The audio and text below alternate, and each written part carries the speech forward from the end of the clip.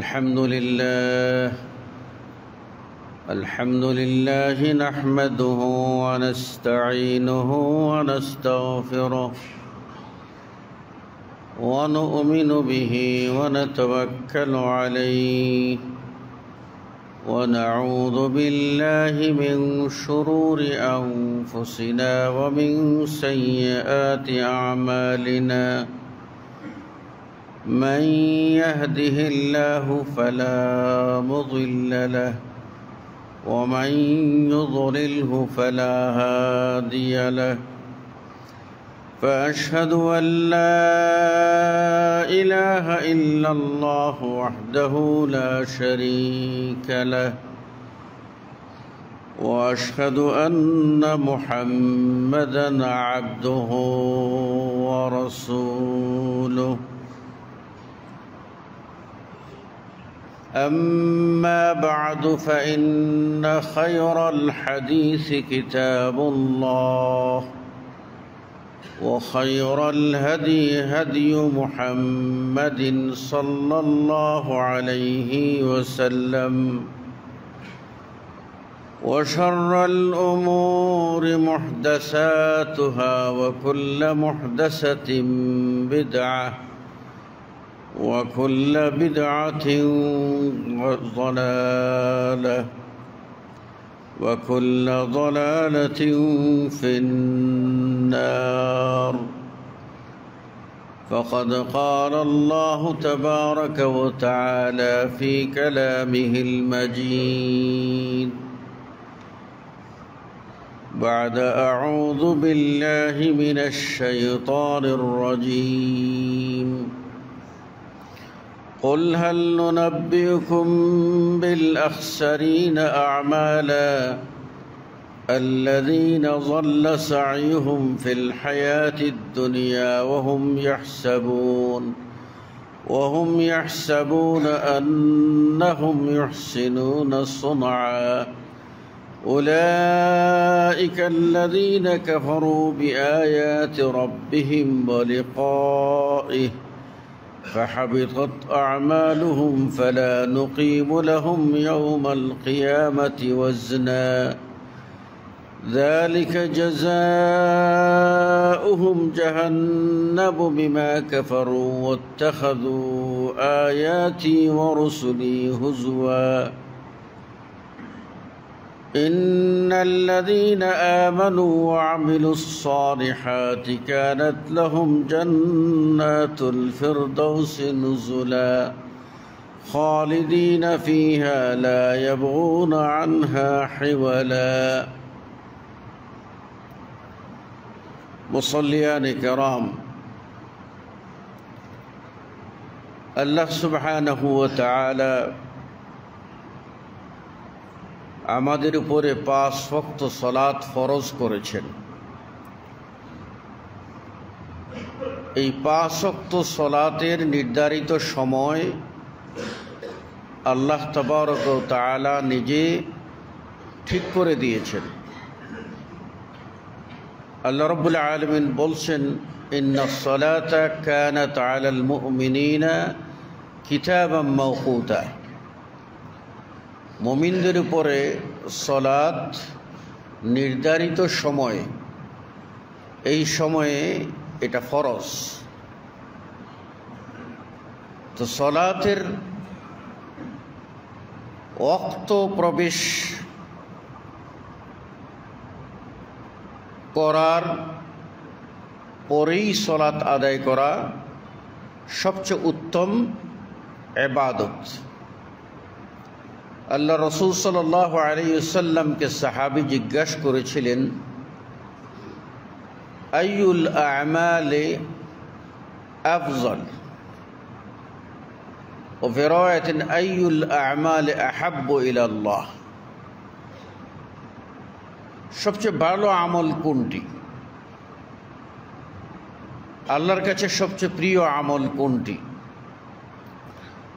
আল্লাহ নবী সাল্লাল্লাহু আলাইহি ওয়াসাল্লাম বললেন আস-সালাতু লিওয়াক্তিহা, সালাতকে তার ওয়াক্ত মতো আদায় করা।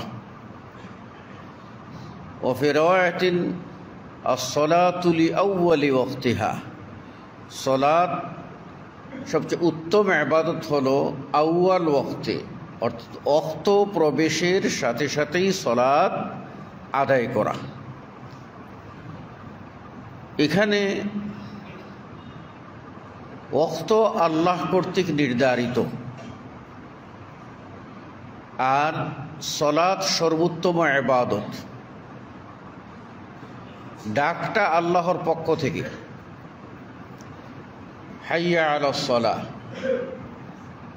সলাত আদায় করতে আসো।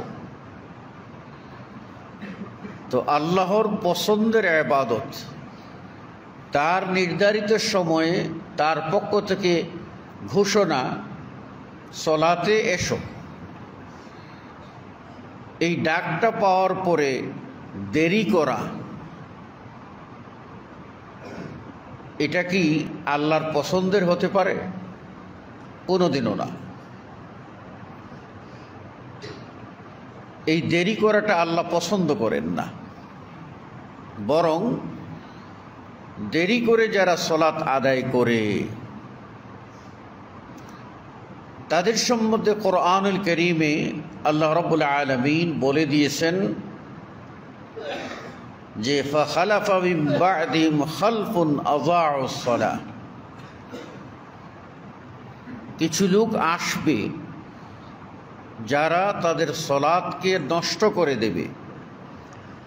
সাহাবী আব্দুল্লাহ ইবনে আব্বাস রাদিয়াল্লাহু আনহুমা বলেছেন, এই সলাত নষ্ট করার অর্থ হলো আই আখারুহা আন ওয়াক্তিহা, ওয়াক্ত আসার পরেও বিলম্ব করে সলাত আদায় করা, দেরি করে সলাত আদায় করা, এটা সলাত নষ্ট করে দেওয়ার নামান্তর। ইসলামের প্রথম যুগে এই আজান ছিল না, ওয়াক্ত হলেই সাহাবাদেরকে নিয়ে রাসূল সাল্লাল্লাহু আলাইহি ওয়াসাল্লাম সলাত আদায় করে দিতেন। পরবর্তীতে জনসংখ্যা বেড়ে গেলে আল্লাহর নবী সাল্লাল্লাহু আলাইহি ওয়াসাল্লাম পরামর্শ করলেন যে কি করে মানুষকে সলাতের জন্য একত্রিত করা যায়। এক একজন এক এক পরামর্শ দিল, সভা মুলতবি হয়ে গেল, সিদ্ধান্ত হলো না। রাতেই সাহাবী আব্দুল্লাহ স্বপ্নে দেখলেন, ওমর রাদিয়াল্লাহু আনহু স্বপ্নে দেখলেন, আরও কয়েকজন সাহাবী স্বপ্নে দেখলেন। কি? তাদেরকে আজানের বাক্যগুলি শিখিয়ে দেওয়া হয়েছে। তো যখন রাসূল সাল্লাল্লাহু আলাইহি ওয়াসাল্লামকে সাহাবী এসে বললেন এই বাক্যগুলি আজানের, আমি একজন থেকে এইভাবে পেয়েছি, তো রাসূল সাল্লাল্লাহু আলাইহি ওয়াসাল্লাম বললেন, এটা তুমি উচ্চকণ্ঠের অধিকারী বেলাল ইবনে রাবাহ তাকে শুনিয়ে মুখস্থ করিয়ে দাও, এই বাক্য দিয়ে তিনি আজান দেবেন। তাহলে বোঝা গেল ওয়াক্ত প্রবেশের পর আজান দিতে হবে, এটা তখন থেকে সুন্নত হয়ে গেল। সালাতটা ফরজ, নামাজটা ফরজ, আর আজান দেওয়াটা হচ্ছে সুন্নত। কখন? ওয়াক্ত প্রবেশ করলে আজান দিতে হবে। ওয়াক্ত প্রবেশের আগে কেউ আজান দেয় যদি, তাহলে তার আজান বাতিল। ওয়াক্ত প্রবেশের পর পুনরায় তাকে আজান দিতে হবে। এখন এই আজানটা হলো আসল, বাহিরের মুসল্লিদেরকে জানিয়ে দেওয়া যে সলাতের ওয়াক্ত প্রবেশ হয়ে গেছে। আজানের পরে সলাতের জন্য নির্ধারিত টাইম করা, যেমন আমরা 1:45 জোহরের সলাত আদায় করব, 3:30 আসরের সলাত আদায় করব। 5:30টায় মাগরিবের সালাত আদায় করব, 7:30 বা 7:45টায় এশার সালাত আদায় করব, 5:10 ফজরের সালাত আদায় করব। কথার কথা, এই যে টাইম নির্ধারণ, এই নির্ধারণটা প্রাথমিক যুগে ছিল না। এই নির্ধারণ করার যেমন লাভ আছে, লসও আছে। লাভটা কি? নির্দিষ্ট টাইমে আমরা জামাতটা পড়তে পারি। আর লসটা হলো একদল মানুষকে ঢিল দিয়ে দেওয়া, সুযোগ দিয়ে দেওয়া, অবকাশ দিয়ে দেওয়া যে আমাদের এখানে জামাত আরম্ভ হবে 1টায়, অতএব তুমি এর আগ পর্যন্ত হাটে থাকো, ঘাটে থাকো, বাড়িতে থাকো, যেখানেই থাকো তুমি থাকো, ওই 1টা বাজলে আসলেই তোমার ফরজ আদায় হয়ে যাবে। এই জন্য আস্তে আস্তে মানুষ কটায় জামাত এইটা জিজ্ঞাসা করে, এবং মানুষ মসজিদমুখী না হইয়া মেলামুখী হয়, বাজারমুখী হয়, আড্ডামুখী হয়। নামাজি মানুষই দেখা যায় পিছনে থাকে। ভেদটাকে, রহস্যটাকে বুঝতে পেরেছেন? ভালো করে বুঝেন। এখন যদি মসজিদে সালাত প্রবেশের পরে আজান দেওয়া হতো আর জামাতের টাইম নির্ধারিত না থাকতো, তাহলে আজানের পরপরই মুসল্লিরা মসজিদমুখী হয়ে যেত জামাত ধরার জন্য। রাসূলুল্লাহ সাল্লাল্লাহু আলাইহি ওয়াসাল্লাম সূর্য ডুবার পরে মাগরিবের সালাত আদায় করতেন। মাগরিবের সালাত আদায় করার পরে তিনি তার কক্ষে চলে যেতেন কখনো, আর মুসল্লিরা এশার জন্য অপেক্ষা করতেন। কখনো রাসূল সাল্লাল্লাহু আলাইহি ওয়াসাল্লাম উকি মেরে দেখতেন মুসল্লিরা অপেক্ষা করতে করতে একটু তন্দ্রালু হয়েছে কিনা, একটু ঝুঁকে যাচ্ছে কিনা, ঘুম ঘুম ভাব আসছে কিনা। যখন দেখতেন তাদের একটু ঘুমের ভাব এসে গেছে, আল্লাহ নবী সাল্লাল্লাহু আলাইহি ওয়াসাল্লাম বের হয়ে আসতেন আর এশার সালাত আদায় করে দিতেন।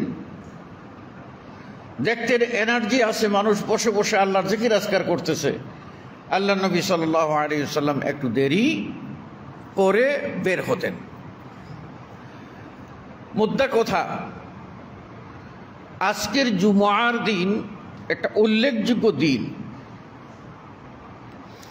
যে দিন সম্পর্কে রাসূল সাল্লাল্লাহু আলাইহি ওয়াসাল্লাম বলেছেন এটা হচ্ছে সপ্তাহের শ্রেষ্ঠ দিন, সাপ্তাহিক একটি ঈদ, এবং এই দিনে এমন একটি মুহূর্ত আছে যখন দোয়া করলে আল্লাহ দোয়া কবুল করেন। এই দিন এত ফজিলতপূর্ণ যে বিগত কওমদেরকে দেওয়া হয়েছিল, তারা এই দিনকে রক্ষা করতে পারেনি। এই দিনের, এই রকম দিনের সম্মান না করায় জাতি ধ্বংস হয়েছে, কেউ বানরে পরিণত হয়েছে এবং মারা গেছে। আর আমাদেরকে এই দিন দেওয়া হয়েছে, আমরা ধরে রেখেছি। কিরকম ধরে রেখেছি? কোনো মতে সুতা দিয়ে আটকে, যেন ছিঁড়ে না যায়, ছুটে না যায়, কিন্তু যথাযথ কর্তব্যের সাথে এটা গ্রহণ করিনি। যথেষ্ট গাফলতি, যথেষ্ট অমনোযোগী ভাব আমাদের মধ্যে বিরাজ করছে। আচ্ছা, জুমার দিনে আল্লাহ রাসূল সাল্লাল্লাহু আলাইহি ওয়াসাল্লামের জমানায় প্রথম আজান হতো না। আল্লাহ নবী সাল্লাল্লাহু আলাইহি ওয়াসাল্লাম যখন মিম্বরে উঠতেন তখনই আজান দেওয়া হতো। আবু বকর রাদিয়াল্লাহু আনহুর জমানায় আগে আজান দেওয়া হতো না। আবু বকর মিম্বরে উঠতেন, তারপরে আজান দেওয়া হতো। ওমর রাদিয়াল্লাহু আনহুর জমানায় তিনি মিম্বরে উঠতেন, আজান দেওয়া হতো। ওসমান রাদিয়াল্লাহু আনহুর জামানায় তিনি যেখানে মানুষ বাজারে আড্ডা দেয় এইরকম জায়গায় একটা আজানের ব্যবস্থা করলেন, যে মানুষ অ্যালার্ট হয়ে যায় যেন আজকে জুমআর দিন, এটা বুঝাবার জন্য। তাহলে সাহাবারা জুমআর কত গুরুত্ব দিতেন। ওয়াক্ত প্রবেশ হওয়ার সাথে সাথেই তারা মসজিদে প্রবেশ করতেন, সালাত আদায় করতেন, অপেক্ষা করতেন যে খতিব বেরিয়ে আসবেন এবং তিনি মিম্বরে উঠবেন, তারপর আজান হবে। কারণ আমাদের এখানে সমস্যা হলো কি, আমরা একটা আজান দিই, খতিব আসার পরে আরেকটা আজান দিই, ডবল অ্যালার্ট। তারপরে 3 নম্বর আরেকটা অ্যালার্ট আছে যে আমাদের মসজিদে জামাত হবে একটায়। তাহলে জামাতের টাইমটা আমরা ফিক্সড করে দিয়েছি। ফলে মানুষেরা মনে করে যে খতিব তো আসবেনি, খুতবা তো দেবেনি, ওয়াজ তো করবেনি, আজান তো হবেই, জামাত তো একটার আগে হবে না। মগর আমি আগে গিয়ে লাভ কি, আমি ওই একটায় গিয়ে কোনো মতে 2 রাকাত ফরজ পড়ে বেরিয়ে গেলাম। এই মানসিকতা তৈরি হয়েছে। এখন খতিবের উচিত যে 1টা বাজার 5 মিনিট আগে জামাত শেষ করে দেওয়া, 1:45 জামাত পড়ে দেওয়া, একদিন 1:50 জামাত পড়ে দেওয়া, একদিন 1টায় পড়ে দেওয়া, একদিন 1:05 পড়ে দেওয়া। তবেই বুঝবে জামাত হারানোর গুরুত্বটা। এত গাফিল, এত অমনোযোগী, এটা কোনোদিন কামনা হতে পারে না। বেদাতিরা মসজিদের মধ্যে গিয়ে আগে বসে, তারপরে বয়ান শুনে, ওখানে দরুদের নামে তথাকথিত বানাওয়ার দরুদ পড়ে, আবার কোথাও মিলাদও হয়। এই সবগুলি বেদাত করে এরপরে তাদেরকে বলা হয় যে আপনারা সুন্নত পড়েন, সুন্নতের একটা সুযোগ দেওয়া হয়। এই সুন্নত শেষ হওয়ার পরে ইমাম সাহেব 2-3 মিনিটের একটা আরবি লেখা একটা গদবাদা কিছু পড়ে নিলেন, আর মেম্বর থেকে ডাকলেন, জামাত হয়ে গেল। জামাতের পরেও মুসল্লিরা উঠে না। কেন উঠে না? আরেকটা কিছু বাদ আছে, সেটা ইমাম সাহেব বাদ দিয়ে রেখেছেন যাতে মানুষ না যেতে পারে। কি? মুনাজাত। মানুষ মনে করে সপ্তাহে একদিন আসলাম, মোনাজাত ধরবো না, তা কেমন করে হয়? এই জন্য মোনাজাতের রশি দিয়া মুসল্লিদেরকে বাইন্দা রাখে, এর মুসল্লিরা সারিবদ্ধ হয়ে বসে থাকে। ইমাম সাহেব একটা দোয়া মোনাজাত একটা করে দিলেন, হাদিসে যেটুকু আছে তার সাথে আরেকটু যুক্ত করে আল্লাহ রসুলের দোয়া যথেষ্ট মনে করলেন না, সেখানে আল্লাহুম্মা আনতাস সালাম মিনকাস সালাম তাবারাকতা ইয়া যাল জালালি ওয়াল ইকরাম, এটা হলো বুখারীতে বর্ণিত সহিহ দোয়া। আল্লাহ নবী সাল্লাল্লাহু আলাইহি ওয়াসাল্লাম এটা পড়তেন। এখন ইমাম সাহেব বলে আল্লাহুম্মা আনতাস সালাম মিনকাস সালাম ওয়া ইলাইকা ইয়ারজিউস সালাম ওয়া দারাকা দারুস সালাম, এই আরো কিছু বানাইটা নাইয়া লম্বা করে পড়লো, ওয়া হাইয়িনা বিস সালাম, এরপরে বিরহমাতিকা ইয়া আরহামার রাহিমিন। কেউ আছে এইরকম আল্লাহুম্মা আমিন শুরু করলো, আর মাঝখানে বট বট কি করতেছে ও নিজেও আওয়াজ করে না, লাস্টে কি বলো বিরহমাতিকা ইয়া আরহামার রাহিমিন। মানুষেরা চুপ মেরে বৈশা থাকলো। এই যে রেওয়াজগুলি, এগুলি মুসল্লি আটকানোর রেওয়াজ। এই মুসল্লি আটকানোর রেওয়াজ বেদাত দিয়ে, জালটা বেদাতি জাল।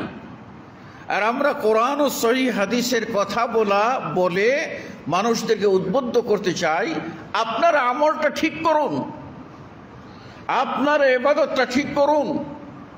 আপনার কবরে কেউ যাবে না, মুনকার নাকিরের সওয়াল আপনাকেই ফেস করতে হবে। কোন হাজী সাহেব গিয়ে আপনাকে ওখানে সওয়ালের জবাব বলে দিতে পারবে না, কোন মৌলভী সাহেব গিয়ে পারবে না, কোনো পীর ফকির দরবেশ পারবে না। পারবে? আমরা এটা বিশ্বাস কেন চিন্তা করি না? একজন লোক বলে যে হাসরের মাঠে আপনার পীর সাহেব বড় বড় জাহাজ নিয়ে রওনা দেবেন, আর মুরিদেরা জাহাজে উঠবে, সব জান্নাতে চলে যাবে। হাসরের মাঠ ভাই পানির মাঠ হবে না, হাসরের মাঠ পানির মাঠ হবে না, হাসরের মাঠ শুকনা মাঠ হবে। আর ওই হাসরের মাঠে মানুষ নিজের ঘামের মধ্যে সাঁতার কাটবে। ওই জাহাজ যাওয়ার মতো এত অথই পানি হবে না। জাহাজ যাওয়ার মতো একটা জায়গা আছে, রাসূল সাল্লাল্লাহু আলাইহি ওয়াসাল্লাম বলেছেন যে প্রতিদিন শয়তান তার আসনটা পানির উপরে বসায়। সমুদ্রের মাঝখানে আসন গেড়ে বসে শয়তান, আর তার চেলা চামটাদের পাঠায় মানুষকে বিভ্রান্ত করার জন্য। এরপরে চেলারা ঘুরে এসে এই বসকে হিসাব দিয়ে কোথায় কোথায় কাকে কোন জায়গায় গুমরা করেছে। এর দ্বারা বোঝা গেল কি? বোঝা গেল জাহাজ দিয়ে গেলে ওই ইবলিসের কাছে যাওয়া যাবে। ওখানে পানির উপরে ইবলিস বসে, ওই জাহাজ নিয়ে গেলে আল্লাহর কাছে যাওয়া যাবে না। সুতরাং ওই জাহাজ ইবলিসের জাহাজ যাবে ইবলিসের কাছে, আর ইবলিসের কাছে যাওয়া মানে হলো জাহান্নামে যাওয়া। সহজ কথা বোঝার চেষ্টা করেন। জুমার দিনের কর্তব্য সম্পর্কে আপনাদের সচেতন হতে হবে। আপনাদের সকলকে, আপনারা কারা? আপনারাই হলেন পরিবারের কর্তা।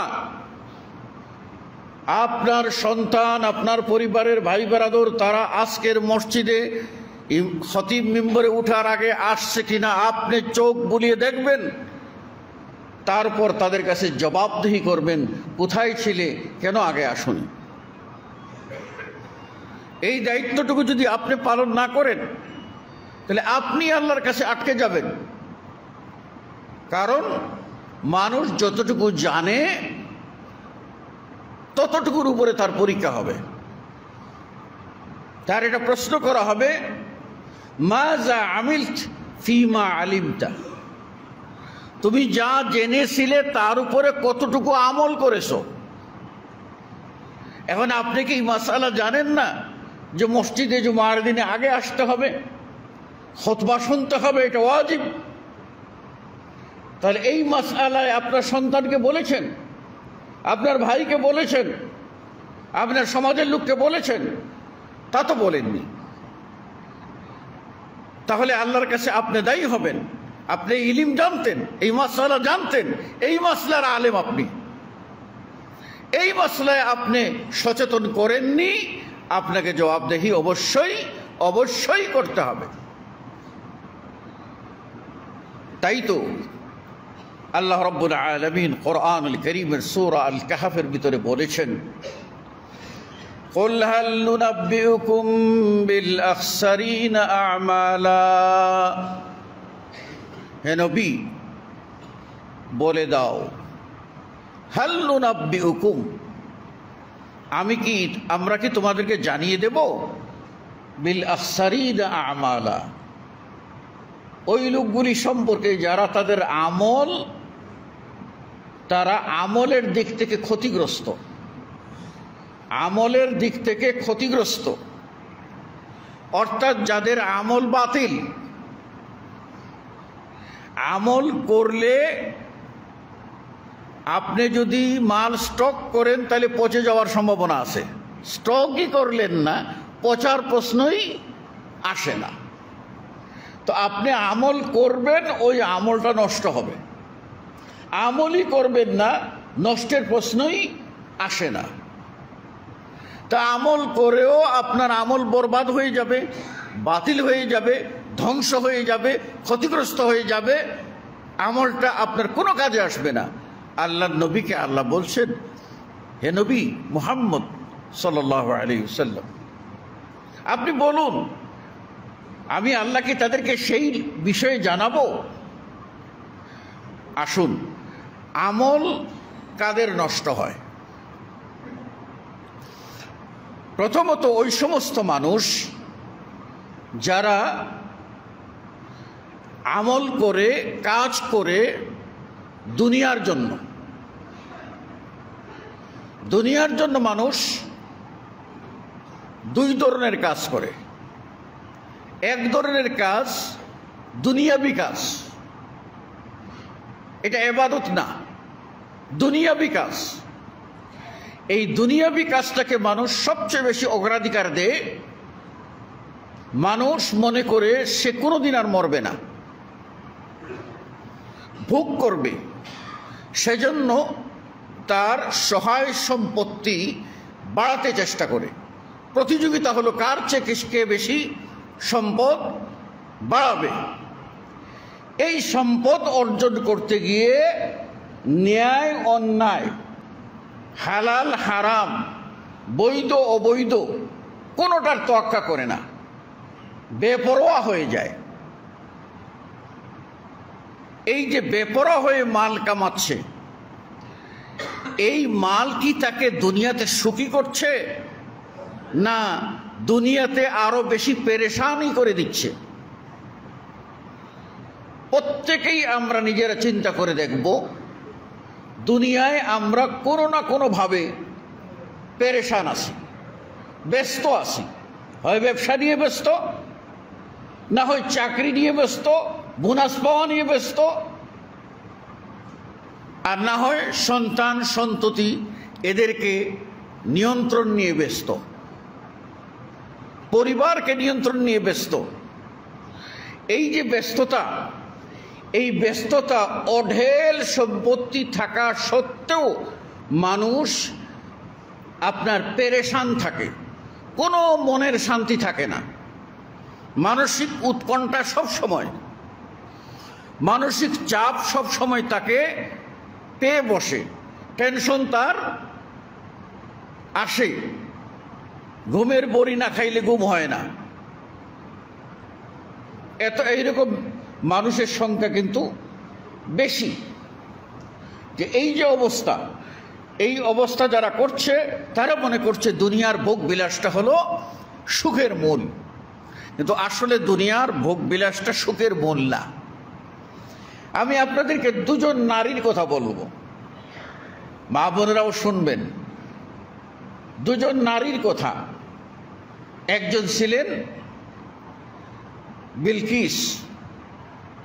এই বিলকিসের রাজত্ব ছিল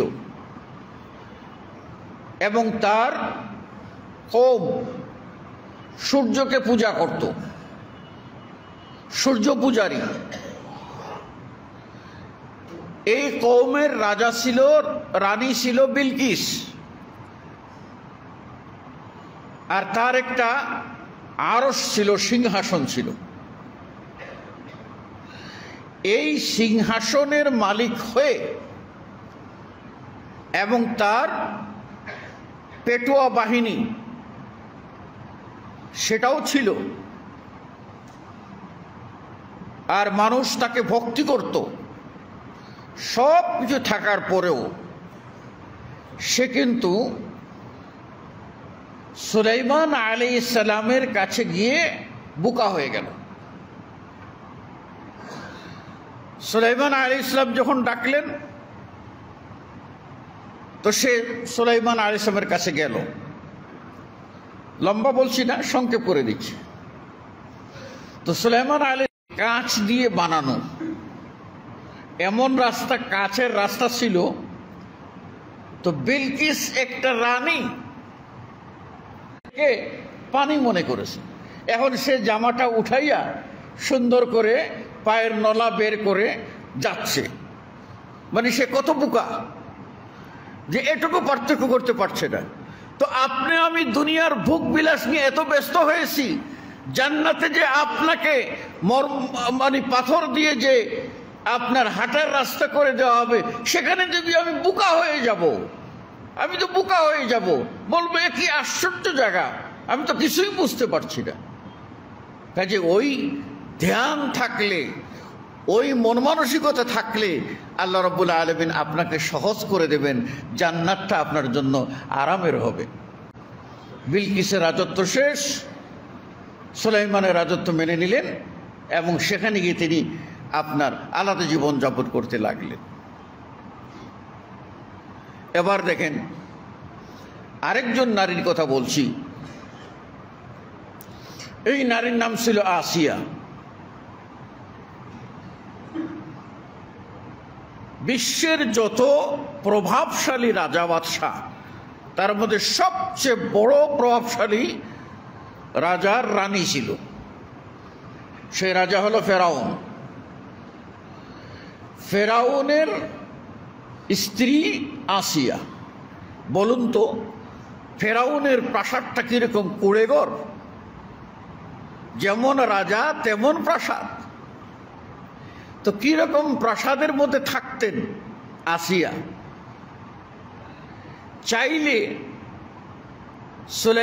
চাইলে ফেরাউন আসিয়ার জন্য চলার পথ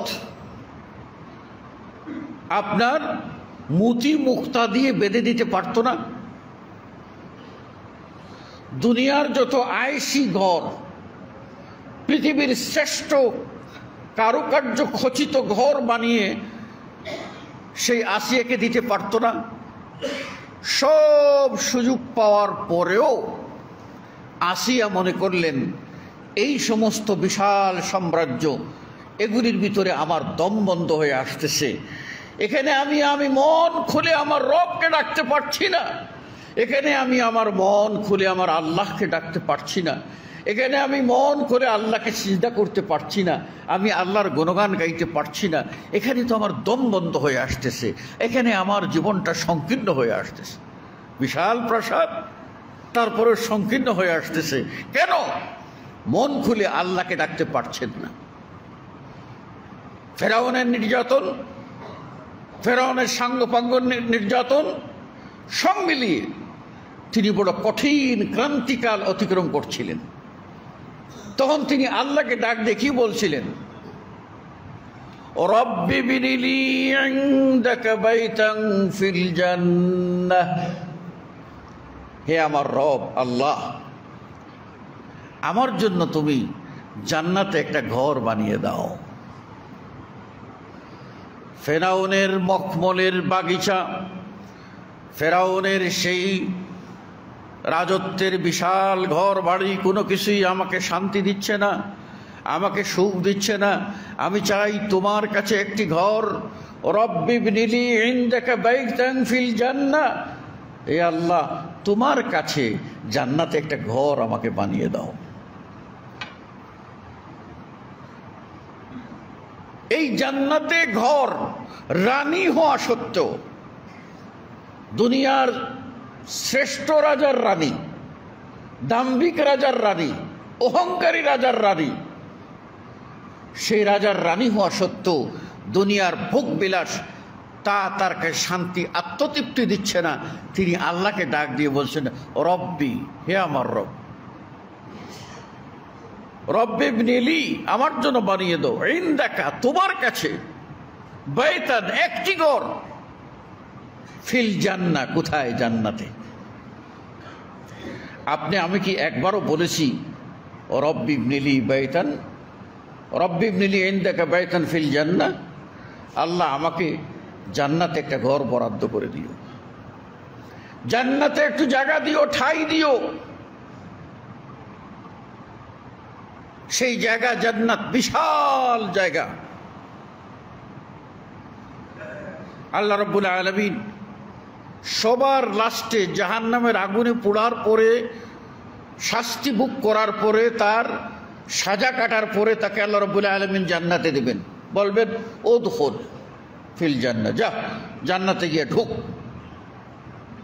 সে গিয়ে বলবে, আল্লাহ কুল্লুন আখিযুন, প্রত্যেকেই যার যার জায়গা জান্নাতে নিয়ে ফেলেছে, আমার তো আর জান্নাতে জায়গা নাই। আল্লাহকে ঢুক।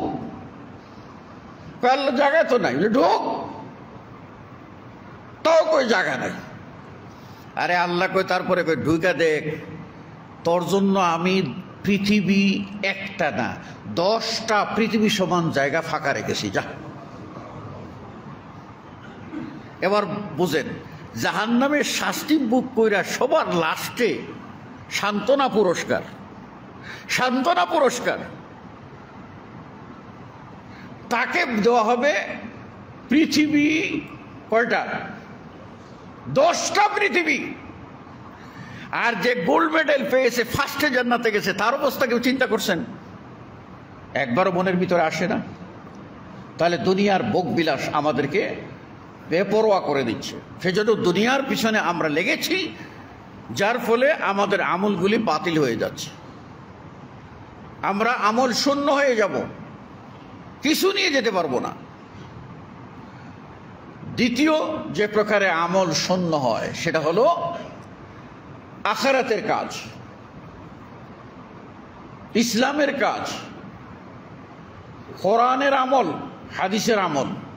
যে আমলগুলি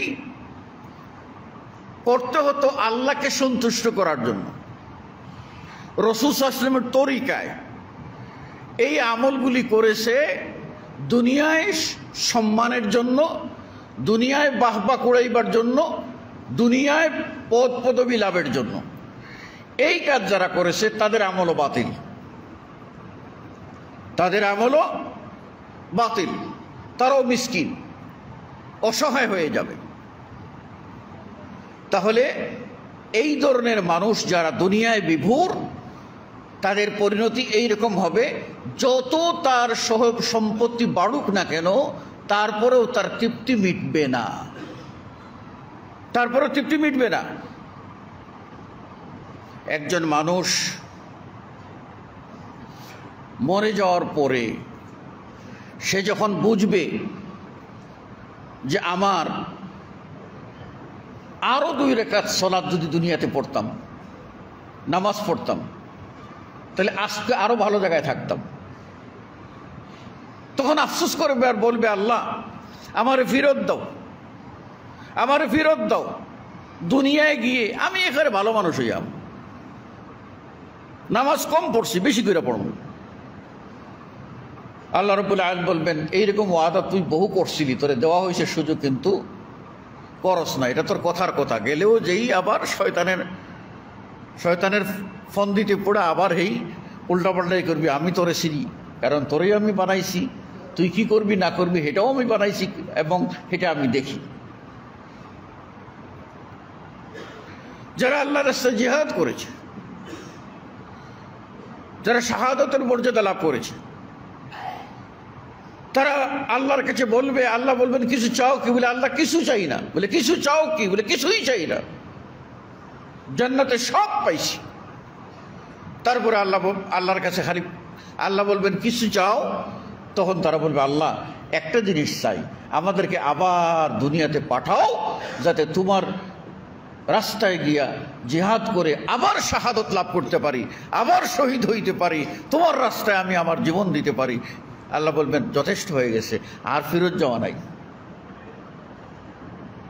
আর ফেরত যাওয়া নাই। যে সমস্ত মানুষরা ধন দৌলত সম্পত্তি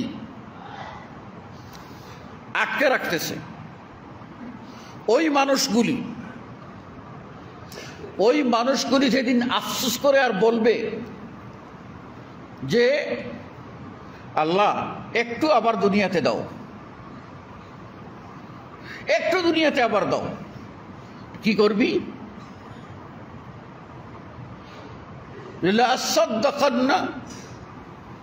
আমি গিয়ে একেবারে চরম সত্যবাদী হয়ে যাব, আর যা মাল আমি জমা রাখছিলাম সব সদকা করে দেব, সব সদকা করে দেব, আমি নেক মানুষ হয়ে যাব, ভালো মানুষ হয়ে যাব। আল্লাহ রাব্বুল আলামিন বলবেন, লা ইউআখিরুল্লাহু নাফসান ইযা জাআ আজালুহা, মউত এসে যাবে আর পিছে হটার কোনো সুযোগ নাই। অতএব আমাদের যে কাজটা করতে হবে, আমাদেরকে আমাদের আমল যেন আমাদের নষ্ট না হয় সেই দিকে লক্ষ্য দিতে হবে এবং প্রত্যেকে যার যার দায়িত্ব পালন করতে হবে। আল্লাহ রাব্বুল আলামিন বলছেন, যারা দুনিয়াতে আমল নষ্ট করছে তারা কিন্তু বুঝেই না তাদের আমল নষ্ট হচ্ছে। বরং তারা মনে করতেছে যে ওহুম ইয়াহসাবুনা আন্নাহুম ইউহসিনুনা সুনআ, তারা মনে করতেছে আমরা খুব ভালো কাজ করতেছি, খুব ভালো কাজ করতেছি, এই মনে করতেছে। আল্লাহ রাব্বুল আলামিন বলেন, উলাইকাল্লাযীনা কাফারু বিআয়াতি রাব্বিহিম ওয়া লিকাই, ওরা হলো ওই সকল লোক যারা আল্লাহর আয়াতকে অস্বীকার করেছে এবং আল্লাহর সাথে লিকা, আল্লাহর সাথে আল্লাহর দিদার, আল্লাহকে দেখা, এটাকে তারা অস্বীকার করেছে। ফাহাবিতাত আমালুহুম, তাদের আমল সমূহ ধ্বংস হয়ে গেছে। ফালা নুকিমু লাহুম ইয়াউমাল কিয়ামাতি ওয়াজনা, কিয়ামতের দিনে তাদের আমলকে পাল্লায় তুলব না, আমি আল্লাহ ওজন করব না। এবার বুঝতে পেরেছেন? তাহলে অবশ্যই আমাদেরকে কি করতে হবে? আমাদের আমলগুলি কাজে যেন লাগে সেই দিকে খেয়াল দিতে হবে। আমল তো আল্লাহ গ্রহণ করবেন না, বাতিল আমল। ফল কি দাঁড়াবে? আল্লাহ বলছে যালিকা জাযাউহুম জাহান্নাম বিমা কাফারু, তারা যে কুফরি করেছে এই কুফরির ফলস্বরূপ তাদের বদলা হলো, তাদের পাওনা হলো জাহান্নাম, তাদের জাহান্নাম। আর ওয়াত্তাখাযু আয়াতি ওয়া রুসুলি হুজুরা, তাদের অপরাধ, তারা কুফরি করেছে এক। 2 নম্বরে আমার আয়াতগুলিকে তারা ঠাট্টার বস্তু হিসাবে গ্রহণ করেছে। 3 নম্বর আমার নবী ও রসুলগণকে নিয়ে তারা তামাশা করেছে। এই 3টি অপরাধে তাদের ঠিকানা হবে জাহান্নাম। পক্ষান্তরে আল্লাহ রাব্বুল আলামিন এই 3টি না করে যারা তাদের আমলকে সৎ পথে পরিচালিত করবে তাদেরকে সান্ত্বনা দিয়ে আল্লাহ পরবর্তী আয়াতে বলছেন, ইন্নাল্লাযীনা আমানু ওয়া আমিলুস সালিহাত, যারা ঈমান এনেছে এবং সৎ আমল করেছে, আল্লাহকে সন্তুষ্ট করার জন্য আমল করেছে, রসুলের তরিকায় আমল করেছে, কানাত লাহুম জান্নাতুল ফিরদাউসি নুজুলা, তাদের প্রত্যাবর্তন স্থল, তাদের জায়গা, তাদের ঠিকানা, তাদের বাড়ি, তাদের রাজপ্রাসাদ হবে জান্নাত। খালিদিনা ফিহা, তারা চিরদিন সেখানে থাকবে। লা ইয়াবগুনা হিওয়ালা, এদের থেকে অন্য কিছু আর তারা চাইবে না। সুতরাং আল্লাহ রাব্বুল আলামিন ক্ষতিগ্রস্ত মানুষের কথা উল্লেখ করার পর আবার তিনি ঈমানদার এবং জান্নাতি মানুষের সুসংবাদ দিয়েছেন। কাজেই আমরা অতীত যা করেছি তা হয়তো ক্ষতি করে ফেলেছি, সেজন্য আমরা তওবা করে শেষ আয়াতে যে আল্লাহ রাব্বুল আলামিন ঈমানদার এবং নেক আমলকারী হিসাবে জান্নাতের ওয়াদা করেছেন, আমরা সেই ঈমানদার হই, নেক আমল করি, জান্নাতবাসী হই। আল্লাহ রাব্বুল আলামিন আমাদের সকলকে তৌফিক দান করুন, আমিন। আকুলু কওলি হাযা আস্তাগফিরুল্লাহ লি ওয়া লাকুম ওয়া লিসাইরিল মুসলিমিন। বারাকাল্লাহু লানা ওয়া লাকুম ফিল কুরআনিল আযীম ওয়া নাফা'নি ওয়া ইয়্যাকুম বিল আয়াতি ওয়া যিকরিল হাকীম। ইন্নাহু তাআলা জাওয়াদুন কারীমুন মালিকুম রাউফুর রহিম। ফাস্তাগফিরুহু মিন কুল্লি যামবিন ইন্নাহু হুয়াল গফুরুর রহিম।